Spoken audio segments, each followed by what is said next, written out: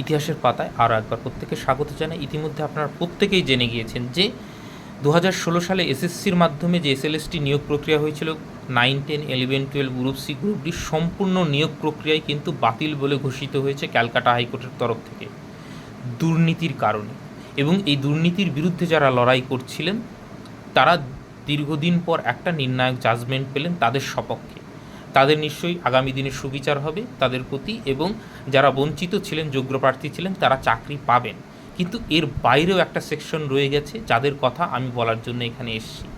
দীর্ঘ 10 বছর ধরে যারা একটা এসএসসির জন্য অপেক্ষায় বসে আছে, তারা একটা এসএসসি অবধি দিতে পারেনি। বহু অসংখ্য ছেলে মেয়ে আছে যারা খুব কষ্টে অর্থ জোগাড় করে কোনো প্রাইভেট কলেজ থেকে বিএড ডিগ্রিটা নিয়েছে, কিন্তু 10 বছর পার হয়ে গেলেও তাদের এই বঞ্চনার কিন্তু অবসান ঘটেনি। তারা একটা এসএসসি অবধি দিতে পারেনি।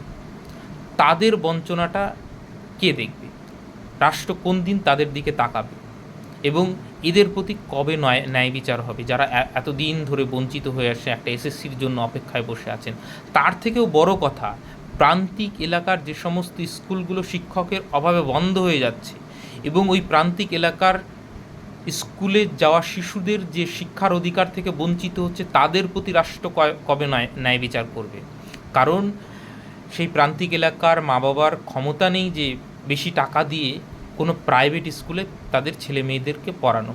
অবভিয়াসলি তারা স্কুল ছুট হয়ে যাচ্ছে, এবং তারা যে ন্যূনতম শিক্ষার অধিকার সেইটা থেকে কিন্তু বঞ্চিত হচ্ছে, শুধুমাত্র এই নিয়োগ প্রক্রিয়াটার আটকে আছে বলে। নতুন করে কোনো শিক্ষক নিয়োগ করা যাচ্ছে না বলে স্কুলগুলোর কিন্তু এই দুর্দশা। তো সেই রকম প্রেক্ষাপটে দাঁড়িয়ে আজকে কিন্তু যে রায়দানটা হয়েছে, এটা সরকারকে ডেফিনেটলি একটা প্রেশারের মধ্যে রাখবে।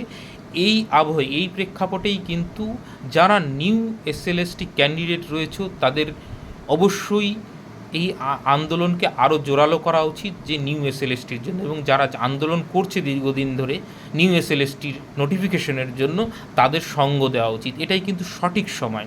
কারণ আজকের যদি রায়দানটা আমি খুব সংক্ষেপে 3টে পয়েন্টে বলি। প্রথম হচ্ছে, যারা দুর্নীতি করে চাকরি পেয়েছিল তারা বেতন ফেরত দেবে, এবং সুদসহ বেতন ফেরত দেবে, 12% সুদসহ। এইটা একটা ব্যাপার। দ্বিতীয় হচ্ছে যে যারা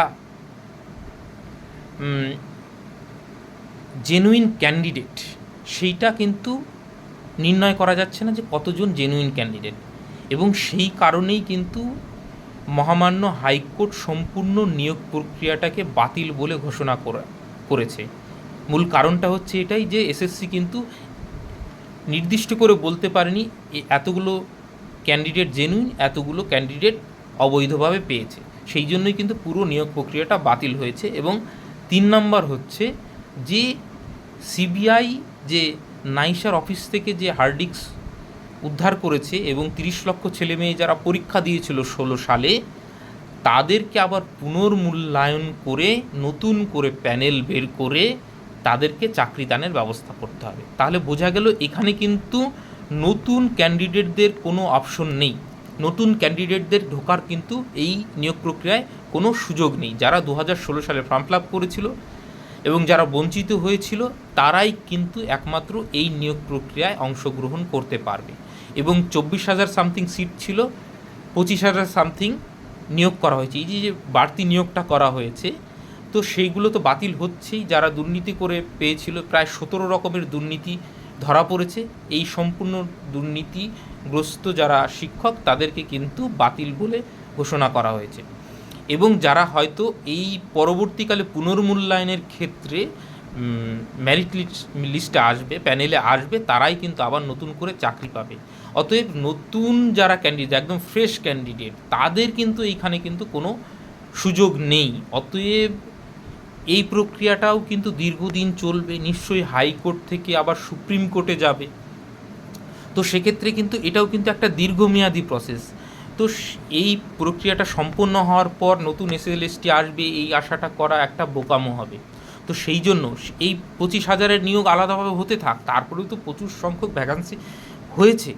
তো সেইগুলোর নতুন করে নোটিফিকেশন দেওয়া হোক এবং নতুন করে নিয়োগ করা হোক, এটাই আমাদের মূল দাবি। এবং যে স্কুলগুলো বন্ধ হয়ে গেছে সেই স্কুলগুলোকে বাঁচানো হোক, এবং যে সমস্ত শিশুরা শিক্ষার ন্যূনতম অধিকার থেকে, শিক্ষার অধিকার থেকে বঞ্চিত হচ্ছে, তাদেরকে যেন সেই অধিকার ফিরিয়ে দেওয়া হয়। তো এই রকম একটা দাবি নিয়ে যে যেভাবে পারো, আন্দোলন থেকে শুরু করে আরও যে অনেকে কেস করার কথা বলছে, জনস্বার্থ মামলা করার কথা বলছে, যে যেভাবে পারো এই মুহূর্তে কিন্তু আমাদের খুব দরকার। যদি নিউ এসএলএসটির প্রয়োজন হয় তাহলে কিন্তু আন্দোলনের মধ্য দিয়ে আনতে হবে।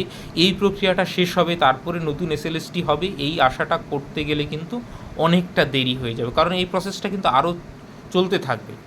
যদিও সুপ্রিম কোর্টে গিয়ে খুব একটা লাভবান হওয়ার জায়গা নেই, কারণ কেসটা সুপ্রিম কোর্ট থেকেই ঘুরে এসছে, তারপরেও কিন্তু কিছুদিন এটা নিয়ে কিন্তু টালবাহানা চলবে এবং এসএসসি দেখা যাক কতটা সদিচ্ছা দেখায়।